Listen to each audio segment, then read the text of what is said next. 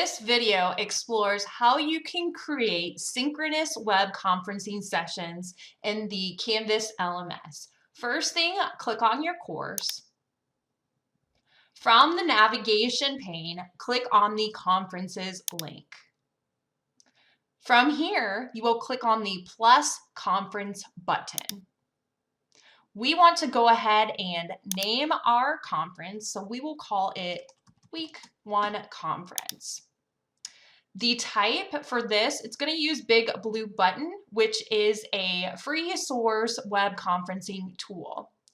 Duration, we can set up the duration of the web conference. This does not tell you when the conference has to end. It actually is helpful if you do not want learners to enter into the conference after a certain point. So let's say we don't want any late participants after 10 minutes. So we can actually make this duration 10 minutes, and that stops learners from being able to access the conference after the first 10 minutes. Description, let's go ahead and put in a description here.